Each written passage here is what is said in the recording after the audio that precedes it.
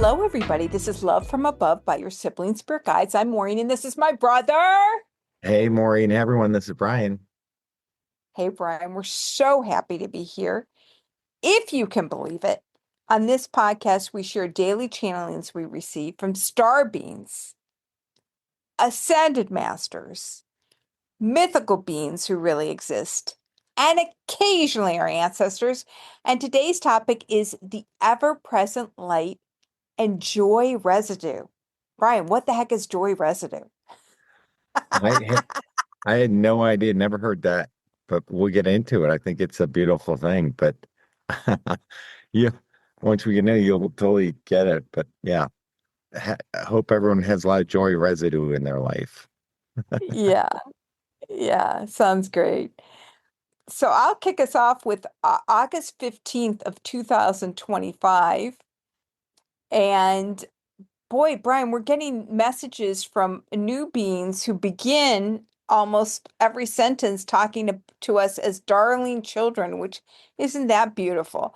It's a message of loving presence. So they said, we come now to assuage fears and worries, for nothing can injure our precious one, darling child. The light glows within. Nothing can separate you from your ultimate purpose. Darling children, we unify with your loving presences now. Oh, darling children of earth, relinquish your fears and concerns. We wish to acknowledge the growth within your ever-present loving kind. Unify with our beloved light forces. The unification is complete. We enhance this bodily frame as we speak through it now. Oh, precious ones, to engage with another is the ultimate test of the internal barometer of your self-reflection. Do you engage with the other with fear, mistrust, or with a general sense of love, peace, and understanding?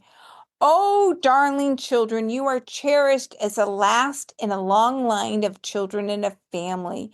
You are adored, and your feats are wondrous for us to behold. Oh, darling children of the light of the ever-present planet, know that our loving present is carefully intertwined with your illustrious selves. So, brother, what do you think about that message? I know, I just love it. I mean, I love how they speak to us. It's amazing. But yeah, and they're giving us positive energy, unifying. The unification is complete. I mean, it's pretty amazing. So just the I don't know, what's your biggest takeaway from that? So we've been getting a lot of these messages, and Brian was asking me before we recorded, like, who are this group? I have not asked who this group is coming, but they literally begin almost every sentence with, "Oh, darling children of the light." But Brian, what I'm really visualizing is like, you know how a baby's like in a car seat, and you may be in the car and maybe think you're driving, but no, you're not. You're totally, you're totally cared for. And yesterday, oh, Brian, a couple days ago, I went on this boat ride in a sunset cruise in Laos, and this boat was just kind of nailed together with like pieces of plywood, and when you moved on it, like it really rocked. And I was, I was like, oh my God, this boat is gonna, I was worried that it was I was gonna be in the middle of the Mekong River. And they just came to me, they're like, oh, darling children, like nothing is gonna happen to you. And of course nothing did happen to me, but it does help me with my fears, when that fear bubbled up, like what the heck is going on here? What Yes. about for you? What's the takeaway? Yeah, it's it's exactly that. I mean, we know that we try and stay away from the fear and mistrust and things like that, and then focus on love and peace. So it's but easy in the moment that sometimes get I get it too, just like stupid stuff, just driving and someone cuts you off or something, and I react, and then I'm like, oh, who cares? Who, no big deal, and send them love, But it's just easy to get out of, you know. the the feeling of love and focus on fear or anger or something like that. So Yeah. Yeah. I mean, I was on this boat and like this little 7-year-old boy who was help navigating the boat.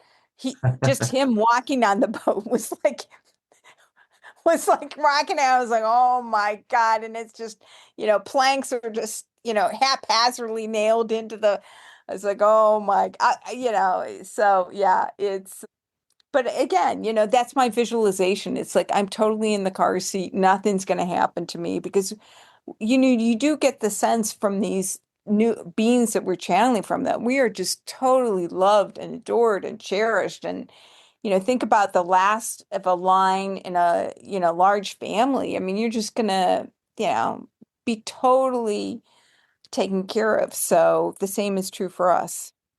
yeah. So then another one from that same time frame, August 13th of 2025, words to the darling children. Darling children, attend to what pleases you most. We scurry to be ever present in your worlds. O darling children, the light that is the foundation for all that is expanding on the horizon. It should be a glorious wonder to observe. You know what we speak, we shall attempt to clarify. The pages of this present time are trying to close. This is not an ending to be feared. It's a joyous celebration of renewal. Rebirth for life continues on in fantastical new ways. You know what we speak of. Remember this conversation later as you watch the ever-present skies. There are myriad of possibilities to expand and offer outstanding opportunities to brave ones emboldened to take charge. We recognize the courage that is necessary for living in your worlds. Center the breath. To do and to say are and can be entirely different propositions. We encourage the uniting of the action with the words so that the energies thrust forward in a unified fashion. Joking, play acting should not be considered as forms of entertainment. It's not that we don't have a sense of humor or can't understand a joke. However, the known word to the forces of energy that propel your life forward can be dangerous. We say no more, relax deeper. The mind, the mind, little one, darling child, engage with those around you with the tender, loving care you would extend to yourself. Open yourself as the precious flower that you are to be admired and tenderly grown for its beauty and its possibility of reaching the sun. Oh, dearest children, remember the love one has for itself is the greatest wellspring for the love for another to foster forth. We do so enjoy our splendid times with you and wish you a fruitful day. Well, there's a lot to cover in that one. I was going to take a break and never got to it, but there's a couple different things. What was your biggest takeaway on that one? Well, I find it interesting. And again, we've talked about this, but, joking and play acting. So they're saying that drama should not be a form of entertainment. That's what I'm getting of that because the words and the actions have to be united, which I did change my words after reading one of Wayne Dyer's beautiful books. I love them all. But he was saying it's really important to have your words be accurate so that, like, if you would say, oh, I tried to call my mother 100 times. Well, you really only tried to call her like 3 times to really be accurate with your speech. Because so many times in speech, like we'll magnify something to make it a better story or make it more dramatic. But it's really, really important to be very specific and accurate and truthful with your speech. So I've done that for a couple of years. But yeah, it's interesting. I mean, there's a lot of interesting stuff in here. What would you like to address? Well, it's sort of like the transition we're going through. They also, at the beginning, you're talking about the pages of the present time are trying to close. but it's not an ending to be feared. It's a celebration, renewal, rebirth. So I think we've talked about things like that. But, and they talk about centering your breath, which we is interesting. I just had someone was talking to someone who was at a physical training class at a gym, and they were told that they do everything. They're only doing shallow breathing, and the personal trainer was saying, no, you have to do deep breathing, and and so I mean, it's just that's just so many different things from this, but that's one thing on centering your breath and doing deep breathing. And I know we've read the books on breathing, and breathing is so important, but that's another one that came to me too. Yeah, and just last night I woke up in the middle of the night and, if I get up in the middle of the night and just feel like I can't go back to sleep, that's a great thing to really relax the body is just to start to do really full, deep breaths. And it's just a really beautiful way to quickly relax the body. And I know you use breaths too to do that. But I'll go on with the next one, which is a joy residue. Yes. Who doesn't want a residue of joy? So we'll go on to this one from August 12th, 2025. Darling child, we rest at your side. Darling child, become one with all that you can encompass in your many lifetimes. Oh, darling children, we wish for you to utilize the full capacity of your ever-present selves. Right now, it's as if you only utilize what is right in front of you. Turn your heads, darling children, and see the wondrous world displayed around you. Every opportunity is indeed a cherished gift bestowed upon you by the beloved. Embracing each new opportunity, each person that you meet along your day, is the correct path for achieving the greatest amount of joy residue. We speak now of this joy residue. It is the feeling of happiness that lingers past the occurrence of the happy event. Should you string a series of sequence of happy events, the joy propels itself forward into your nighttime realms, for the dreams are the reflection of the internal wanderings of the mind during the day activities. Okay, so I'm just going to stop there to talk about this joy residue. Brian, that's something you could definitely feel. Like if you have, think about like Christmas, like as a kid, I mean, that joy of the holidays, like definitely there's a residue there and it propels you forward, right?